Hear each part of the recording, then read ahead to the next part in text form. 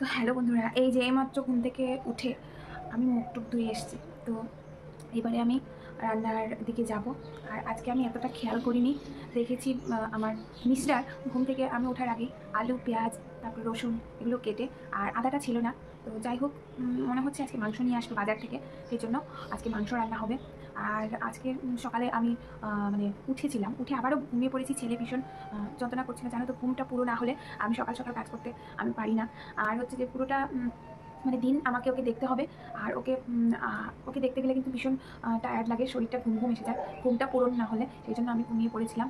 আর কাল রাতে একটু দেরি করেই ঘুমিয়েছি, যেন কদিন থেকে একটু মানে রাত জাগার অভ্যেসটা হয়ে গেছে।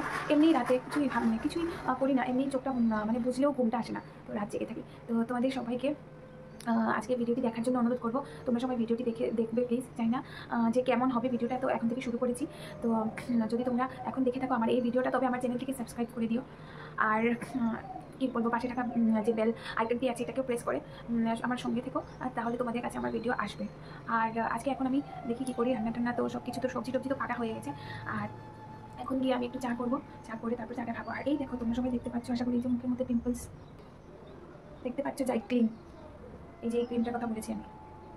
তো এই যে এই ক্রিমটা হচ্ছে জাইক্লিন। আর হচ্ছে যে আরও, তো জাইক্লিন ইউজ করলে পরে কিন্তু পিম্পলস পুরোপুরি কমে যায়। তো মানে ডক্টরের এটা পরামর্শ। আর এটা হচ্ছে আরেকটা ক্রিম। তাহলে ঘুম থেকে ওঠার পর একটু খালি পেটে জল খেয়ে নেই। তো জল খাওয়ার পরে চা, তারপর টিফিন এগুলো করব। আর এই যে এদিকে ছেলেকেও একটু টিফিন খাওয়াবো। তো চলো তারপরে আবার আসছি।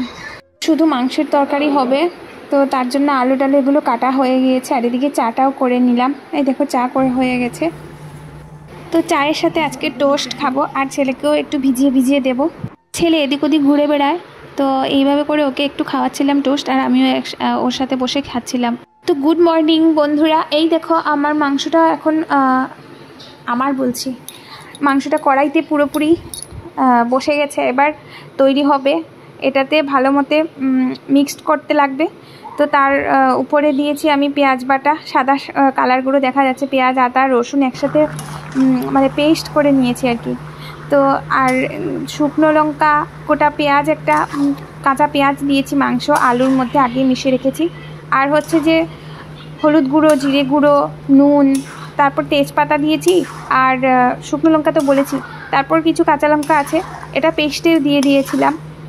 তো সব কিছু একসাথে মিশিয়ে নিয়ে এবার থেকে বাথরুমটা পরিষ্কার করা হচ্ছে না, আর বাথরুমে অনেকটা স্লিপ কেটে যায়, আমার ছেলে পড়ে না যায়, তার জন্য আজকে ব্লিচিং পাউডার দিয়ে ভালো করে পরিষ্কার করে নিয়েছিলাম। আর এদিকে মাংসটা আমি বসিয়ে রেখে চলে গিয়েছিলাম বাথরুমে, আর ভিডিওটা করতে পারিনি, কেননা ওই সময় খুব তাড়াহুড়ো ছিল। একটু তোমাদেরকে শেয়ার করব বাথরুম পরিষ্কার করেছি যেটা আমি।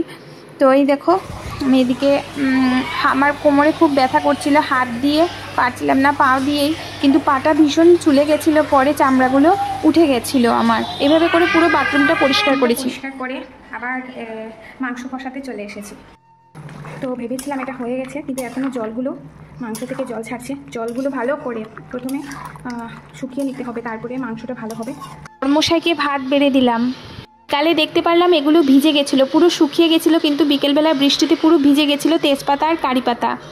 তো তারপরে ওকে খাওয়ার দাওয়ার পুরো সকালবেলা অনেকক্ষণ সময় লাগিয়ে ওকে খাওয়া দাওয়া শেষ করালাম। আর এখন এই যে কোলে উঠে বসে আছে, এখন ওকে চান করাবো, আমি ওকে দেখবো। আগে ও আরও অনেক কিছু বাকি আছে, পটি টটি এগুলো করবে, এগুলো পরিষ্কার করব, ধোয়া মোছা করবো, তারপরে আমি চান করতে যাব। তারপর দেখো ফুল গাছগুলো না একদম জল না দিলে পরে একদম কীরকম হয়ে যায়। তো তারপরে আমি আজকে ইটিং শো করবে বলে আমি এখনও খাওয়া দাওয়া করিনি। তো ভিডিওটি আমি এখানেই শেষ করছি। তোমরা সবাই ভালো লাগলে সাবস্ক্রাইব করে একটি লাইক করে দিও। সবাই সুস্থ থেকো, ভালো থেকো, বাই।